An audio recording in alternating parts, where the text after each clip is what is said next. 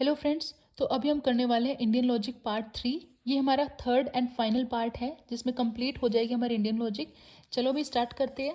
सबसे पहले 5 कैरेक्टरिस्टिक्स होनी चाहिए वैलिड किसी भी वैलिड आर्गुमेंट की। ठीक है, अगर ये चीज़ फॉलो नहीं होती, ये चीज़ अगर फॉलो नहीं होगी तो वो फैलेसीज बन जाएंगी। फैलेसीज कौन सी, वो अगले पेज पे है। ठीक है, कंप्लीट कर लेंगे। पहली चीज़ क्या चाहिए? पक्षधर्माता। पक्षधर्माता होता है कि जो हेतु रीजन होना चाहिए, middle term must be present. ठीक है, हेतु जरूर होना चाहिए यानी रीजन होना चाहिए। जैसे हमने कहा था पहाड़ी पे आग है तो उसके लिए धुआं जरूर होना चाहिए उस पहाड़ी पे, तभी हम बोल सकते हैं कि वहां पे आग है। ठीक है। सेकंड इज सपक्ष सत्व। सपक्ष सत्व यानी इसमें क्या है? हेतु must be present in all positive instance in which the major term is present. जहां जहां मेजर टर्म प्रेजेंट है वहां वहां हमारा हेतु प्रेजेंट होना चाहिए। जैसे smoke must be present in kitchen where fire exist. जहाँ पे भी आग होती है ना वहाँ पे धुआं होना चाहिए, यानी गैस वगैरह हम चला रहे हैं वहाँ पे धुआं तो नहीं होता, लेकिन इसके अकॉर्डिंग क्या है, वहाँ पे भी धुआं होना चाहिए क्योंकि वहाँ पे आग है। ठीक है। थर्ड इज विपक्ष सत्व। इसमें क्या होता है? हेतु must be absent in all negative instances in which the major term is absent. जहाँ पे भी मेजर टर्म एबसेंट है वहाँ पे हेतु भी एबसेंट होना चाहिए। जैसे smoke must be absent in a lake. Lake जो है ना, जो तालाब होते हैं वहाँ पे धुआं नहीं होना चाहिए। वेयर फायर डजेंट एग्जिस्ट, क्योंकि वहाँ पे आग नहीं होती इसलिए वहाँ पे धुआं भी नहीं होना चाहिए। अबाधिता। इसमें क्या होता है? It must be non incompatible. अब देखो लॉजिकल में किया था ना, minus minus plus, non minus दे रहा है, इनकम्पेटिबल भी माइनस की सेंस दे रहा है, माइनस माइनस प्लस यानी सुइटेबल यानी कंपेटिबल। कंपेटिबल का मतलब होता है सुइटेबल। ठीक है।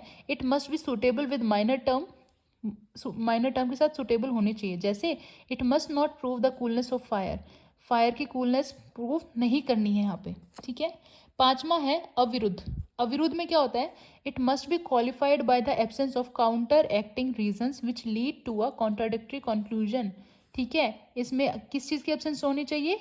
काउंटर एक्टिंग रीजन, जिससे कॉन्ट्राडिक्टरी कंक्लूजन निकल जाएगा, वो चीज़ इसमें नहीं होनी चाहिए। ये थे हमारे 5 रीजंस। अब हम करेंगे हमारी फैलेसीज। टोटल 5 है। ठीक है, लास्ट पेज है हमारे इंडियन लॉजिक का ये। पहली फैलेसी असिद्ध। असिद्ध यानी unproved middle term. Middle term prove नहीं होती इसमें। असिद्ध के 3 पार्ट हैं। ठीक है, आश्चर्य सिद्ध, स्वरूप सिद्ध, व्यापत्वा सिद्ध। ठीक है। आश्चर्य सिद्ध में क्या होता है? Minor term is the locus यानी centre of the middle term. Middle term minor term के इर्द गिर्द घूमती है, वो हो गया आश्चर्य सिद्ध। आश्चर्य करना कि कैसे मिडल टर्म माइनर के टर्म के आसपास घूम रही है। जैसे मान लो कि जो चीज़ आप सोच ही नहीं सकते ऐसा होगा और वो चीज़ हो रही है तो आप अपने आप आश्चर्य करोगे, है ना। अब माइनर मेजर टर्म जो बड़ी चीज़ है मिडिल टर्म को वहाँ जाना चाहिए। ठीक है, मान लो मेजर टर्म बहुत अमीर है, माइनर टर्म बहुत गरीब है, और मिडिल टर्म बहुत जो लड़की है वो गरीब के इर्द गिर्द घूम रही है। ठीक है। अब ये है ना आश्चर्य की बात है कि लड़की होके वो एक गरीब के आसपास कैसे घूम रही है, क्योंकि आजकल तो ये स्टीरियोटाइप बना हुआ है ना कि लड़कियां तो गोल्ड डिगर होती हैं ये वो। तो ठीक है, ऐसे आप इसको याद रख लेना, आश्चर्य सिद्ध। सेकेंड इज स्वरूप सिद्ध यानी minor term is not unreal. Not unreal, minus minus plus जिसका मतलब है real. Minor term is real and middle term is present in minor term. Middle term जो है ना वो माइनर टर्म में प्रेजेंट होगी। एग्जाम्पल है इसका, ये एग्जाम्पल फिक्स है। ये एग्जाम्पल आते हैं फिर वो पूछ लेंगे कौन सी फैलेसी है, तो आपको ये ऑप्शन मिलेंगे। ठीक है, ये फिक्स है, ये एग्जाम्पल ये याद रखना है आपको। एग्जाम्पल है साउंड इज क्वालिटी। साउंड जो क्वालिटी है बिकॉज इट इज विजिबल। ठीक है। अब देखो विजिबिलिटी बिलोंग नहीं कर सकती साउंड से, क्योंकि साउंड जो है वो ऑडिबल है ना, देख थोड़ी सकते हम आवाज को। तो ये स्वरूप सिद्ध, स्वरूप यानी किसी का रूप ही सिद्ध नहीं हुआ। ठीक है, विजिबिलिटी साउंड को प्रूव नहीं कर सकती। तीसरा है व्यापत्व सिद्ध यानी व्याप्ति। ये कंडीशनल होता है, व्याप्ति होती है कवरेज, कनेक्शन या फिर रिलेशन। ठीक है, अगर धुआं है तो आग है, और अगर आग है तो जरूरी नहीं धुआं होगा। ठीक है, धुआं है तो आग तो है, ये तो पता है। ठीक है, लेकिन अगर आग है तो जरूरी नहीं धुआं होगा। जैसे फ्यूल फायर, जब भी गैस वगैरह हम जलाते हैं कहाँ धुआं निकलता है? नहीं निकलता, है ना। तो ये हो गया हमारा व्यापत्वा सिद्ध। सेकंड है हमारी सव्यभिचार या फिर अनैकातिका। ठीक है, इसको बोलेंगे fallacy of irregular middle term. Middle term जो है ना वो इररेगुलर होती है। ये 3 टाइप है इसके, साधारण, असाधारण, अनुपसंहारी। ठीक है, साधारण में क्या होता है? Middle term is too wide यानी मिडल टर्म जो है वो प्रेजेंट इन पॉजिटिव यानी पक्ष एंड विपक्ष नेगेटिव, दोनों केसेस में प्रेजेंट होती है। ठीक है, अगर विपक्ष सत्व जो हमारा थर्ड रूल था, थर्ड रूल कहाँ था? ये था हेतु मस्ट बी एब्सेंट, जहाँ पे भी मेजर टर्म एब्सेंट है वहाँ हेतु नहीं होना चाहिए। जैसे जो तालाब है वहाँ पे आग नहीं होनी चाहिए, धुआं नहीं होना चाहिए, क्योंकि तालाब में आग नहीं हो सकती।